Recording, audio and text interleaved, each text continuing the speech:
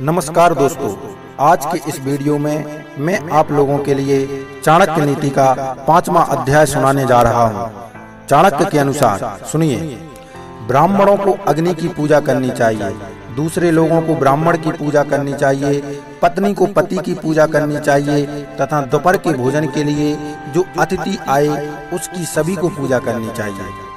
सोने की परख उसे घिसकर, काटकर, गर्म करके और पीटकर की जाती है। उसी तरह व्यक्ति का परीक्षण वह कितना त्याग करता है, उसका आचरण कैसा है, उसमें गुण कौन से हैं और उसका व्यवहार कैसा है, इससे होता है।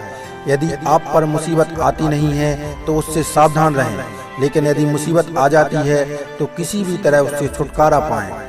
अनेक व्यक्ति जो एक ही गर्भ से पैदा हुए हैं या एक ही नक्षत्र में पैदा हुए हैं, वे एक से नहीं रहते। उसी प्रकार जैसे बेर के झाड़ के सभी बेर एक से नहीं रहते। वह व्यक्ति जिसके हाथ स्वच्छ हैं, कार्यालय में काम नहीं करना चाहता, जिसने अपनी कामना को खत्म कर दिया है, वह शारीरिक श्रृंगार नहीं करता। जो आधा पड़ा हुआ व्यक्ति है वो मीठे बोल बोल नहीं सकता। जो सीधी बात करता है वह धोखा नहीं दे सकता। मूढ़ लोग बुद्धिमानों से ईर्ष्या करते हैं। गलत मार्ग पर चलने वाली औरत पवित्र स्त्री से ईर्ष्या करती है। बदसूरत औरत खूबसूरत औरत से ईर्ष्या करती है। खाली बैठने से अभ्यास का नाश होता है। दूसरों को देखभाल करने के लिए देने से पैसा नष्ट होता है। गलत ढंग से बुआई करने वाला किसान अपने बीजों का नाश करता है। यदि सेनापति नहीं है तो सेना का नाश होता है। अर्जित विद्या अभ्यास से सुरक्षित रहती है। घर की इज्जत अच्छे व्यवहार से सुरक्षित रहती है। अच्छे गुणों से इज्जतदार आदमी को मान मिलता है। किसी भी व्यक्ति का गुस्सा उसकी आंखों में दिखता है। धर्म की रक्षा पैसे से होती है। ज्ञान की रक्षा जमकर आजमाने से होती है। राजा से रक्षा उसकी बात मानने से होती है। घर की रक्षा एक दक्ष गृहिणी से होती है।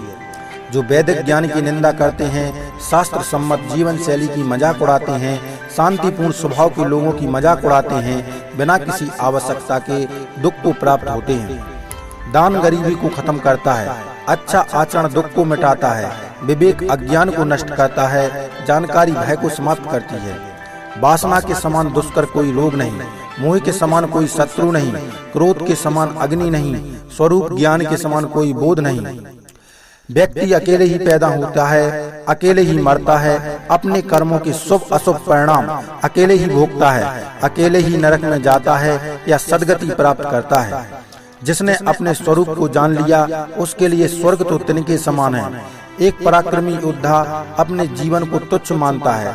जिसने अपनी कामना को जीत लिया उसके लिए स्त्री भोग का विषय नहीं, उसके लिए संपूर्ण ब्रह्मांड तुच्छ है, जिसके मन में कोई आसक्ति नहीं। जब आप सफर पर जाते हो तो विद्यार्जन ही आपका मित्र है। घर में पत्नी मित्र है। बीमार होने पर दवा मित्र है। अर्जित पुण्य मृत्यु के बाद एकमात्र मित्र है। जब आप सफर पर जाते हो तो विद्यार्जन ही आपका मित्र है। घर में पत्नी मित्र है। बीमार होने पर दवा मित्र है। अर्जित मृत्यु के बाद एकमात्र मित्र है। समुद्र में होने वाली वर्षा व्यर्थ है। जिसका पेट भरा हुआ है उसके लिए अन्न व्यर्थ है। पैसे वाले आदमी के लिए पेट वस्तु का कोई अर्थ नहीं। दिन के समय जलता दिया व्यर्थ है। वर्षा के जल के समान कोई जल नहीं।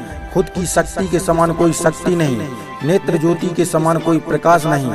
अन्न से बढ़कर कोई संपत्ति नहीं। निर्धन को धन की कामना, पशु को वाणी की कामना, लोगों को स्वर्ग की कामना, देव लोगों को मुक्ति की कामना। सत्य की शक्ति की इस दुनिया को धारण करती है। सत्य की शक्ति से ही सूर्य प्रकाशमान है, हवाएं चलती हैं। सही में सब कुछ सत्य पर आश्रित है। लक्ष्मी जो संपत्ति की देवता है वह चंचला है। हमारी श्वास भी चंचला है। हम कितना समय जिएंगे इसका कोई ठिकाना नहीं। हम कहाँ रहेंगे यह भी पक्का नहीं। कोई बात यहाँ पर पक्की है तो यह है कि हमारा अर्जित पुण्य कितना है।